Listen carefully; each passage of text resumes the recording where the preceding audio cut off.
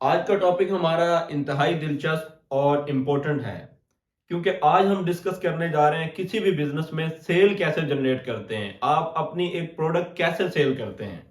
Cell दुनिया का एक वाहिद प्रोफेशन है जो कि इंतहाई मुश्किल और दिलचस्प है। लेकिन हमारे यहाँ होता क्या है कि लोग सेल के प्रोफेशन को लेके बड़े कैजुअल होते हैं, उनमें वो एक्सपर्टीज ही नहीं होती हैं। सेल डिपार्टमेंट में आने के लिए आपको बहुत सारी नेसेसरी ट्रेनिंग जो है वो ज्वाइन करनी पड़ती हैं, एक्सपर्ट से आपको एडवाइस लेनी पड़ती हैं। अगर मैं सिंपल और सादा लफ्जों में बोलूं तो दुनिया का एक खतरनाक तरीन प्रोफेशन जो है वो सेल का है, क्योंकि selling is not a job of selling, it's a job of rejection. It's a rejection job. You have to pass 9 no to get a 1 yes. तो जैसे कि मैंने पहले बताया है कि एक प्रोडक्ट कैसे सेल करते हैं, हम डायरेक्ट मुद्दे पे आते हैं कि कहीं ऐसा ना हो कि लोग ये समझें कि सेल के बारे में तो बता दिया लेकिन एक प्रोडक्ट सेल करने के बारे में नहीं बताया कि एक प्रोडक्ट कैसे सेल करते हैं। वो प्रोडक्ट कोई भी हो सकती है, वो आपका कोई ऑनलाइन बिजनेस है, वो कोई फिजिकल बिजनेस है, वो कपड़े का है, जूते का है, किसी भी चीज का है। आप कोई हैंडक्राफ्ट चीज ही क्यों नहीं बेच रहे हो, आपकी वो भी बिकेगी। अब तो बड़ा जदीद दौर है और इसमें बहुत सारी आसानियां पैदा हो गई हैं। सबसे पहले तो ये आप समझ लें कि it's a 3 steps formula. One of them is consider yourself as a consultant not a salesman. तो इसलिए आपको एक कंसल्टेंट के तौर पे कोई भी प्रोडक्ट सेल करनी चाहिए। आप उसकी पहले जरूरत बताएं, फिर उसके आप फायदे बताएं। इस तरह एक प्रोडक्ट सेल होती है। तो बिल्कुल ऐसे ही अगर कोई शख्स डायरेक्ट सेल पे जाता है, जैसा कि अगर एक डॉक्टर डायरेक्टली ऑपरेट कर देता है तो वो भी कुछ कमा लेगा, अर्न कर लेगा, लेकिन नेक्स्ट टाइम उसके पास ना वो शख्स जाएगा ना कोई और जाने को तैयार होगा, राइट।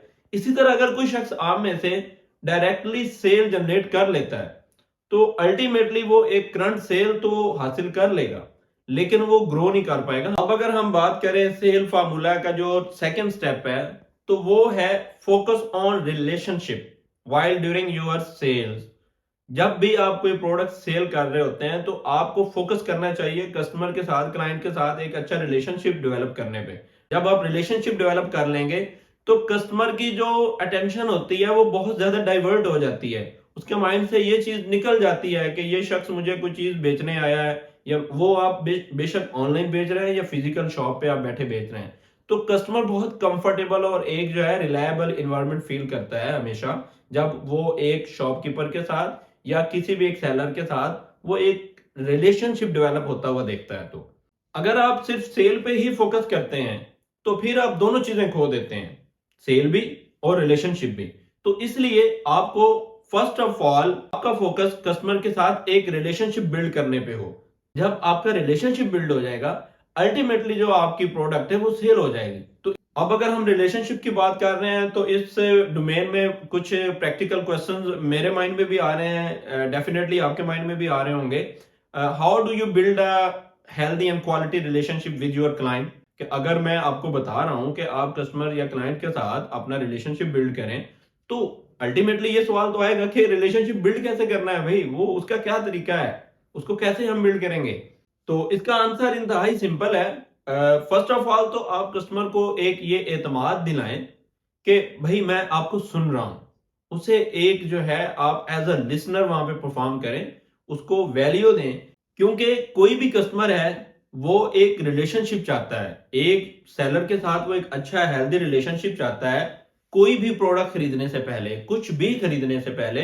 सेकेंडली अगर आप कहते हैं कि एक कस्टमर के साथ एक अच्छा हेल्दी रिलेशनशिप बिल्ड करने के लिए और क्या क्या जरूरी हो सकता है, कौन सी ऐसी प्रैक्टिसेस हो सकती हैं जिनको करने से एक अच्छा रिलेशनशिप जो है वो बिल्ड हो सकता है, तो वो बड़ा ही इंटरेस्टिंग है। आस्क क्वेश्चंस, अपने क्लाइंट से सवाल पूछो। Like what's you want in your business, आप अपने बिजनेस में क्या चाहते हो, what's your AIIMS and what's your goals. इसके अलावा आप उससे ये पूछ सकते हैं कि भाई आपका बच्चा जो है वो कौन सी क्लास में पढ़ता है, कौन से स्कूल में पढ़ता है।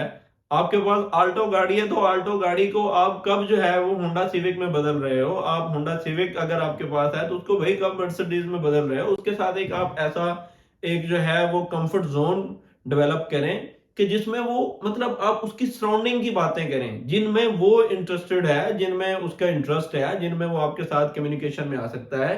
तो इस तरह जब आप बात करते हैं तो कस्टमर जो है आपके साथ थोड़ा सा कंफर्टेबल हो जाता है। जब कंफर्टेबल होता है तो मीनवाइल आप उसको जब अपनी सेल के बारे में, अपनी प्रोडक्ट के बारे में बताते हैं, तो तब वो थोड़ा सा रिलैक्स होता है और वो उसका माइंड जो है वो अल्टीमेटली बनता है, आपकी प्रोडक्ट को वो कंसिडरेशन में ले आता है। अगर वक्ती वो बाय ना भी करे तो वो यकीनन उस फेज में चला जाता है, उस स्टेट ऑफ माइंड में चला जाता है कि उसकी वो जो मेमोरी है उसमें वो चीज जो है वो पिन हो जाती है कि मैंने फलां चीज अगर बाय करनी तो यार वो जो फलां बंदा मेरे पास आया था ना, मैंने उसको अप्रोच करना है, मैंने उससे बाय करनी है।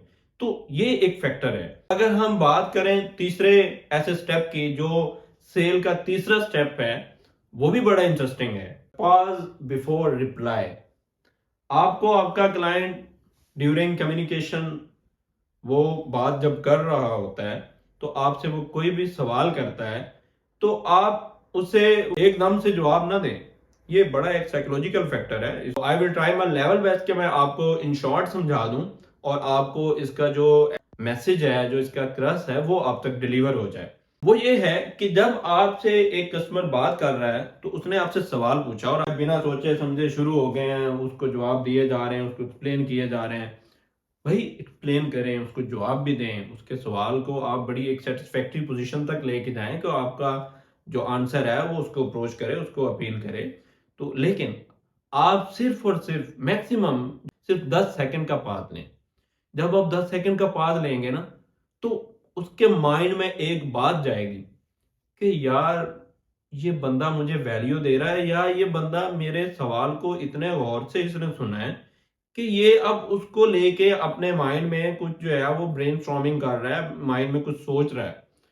अब इसको आंसर करने के लिए ये इसने बड़ी तवज्जो के साथ सुना है, तो ये अब आंसर करेगा तो अल्टीमेटली इसका जो आंसर है वो बड़ा सेटिस्फैक्ट्री होगा। ये स्टेप जरूर फॉलो करना चाहिए कि आप वही क्वेश्चन जिसका आपने आंसर देना है वो आप एक छोटे से पाज के बाद दें। इन सम केसेस आपकी फिल फॉर सेल जो है वो जनरेट नहीं होती, लेकिन उसका हरगिज मकसद ये नहीं है कि आपकी सेल वो या आपका वो टाइम जो है वो जाया हो गया। No and never. आप रिलैक्स रहें, इंशाल्लाह after some time he will back और आपको वो शख्स, वो क्लाइंट सेल देगा। ये दुनिया का कोई भी कारोबार हो, ये गाड़ियों का है, ये बिजनेस, ये कपड़े का है, जूतों का है, या ऑनलाइन आप कुछ भी बेच रहे हैं, या फिजिकल आपकी शॉप है, तो ये एक जर्नल फार्मूला है, 3 स्टेप्स फार्मूला, कि जिसको आप फॉलो करके अपनी सेल बहुत थोड़े दिनों में आप इनहेंस कर सकते हैं। तो मैं रिपीट कर देता हूं वो 3 स्टेप कि जिनके जरिए आपकी सेल बूस्ट हो सकती है। वो सबसे पहला, consider yourself as a consultant, not a salesman. And the second step is build a good and healthy relationship with your client. And the third and last step is pause before reply.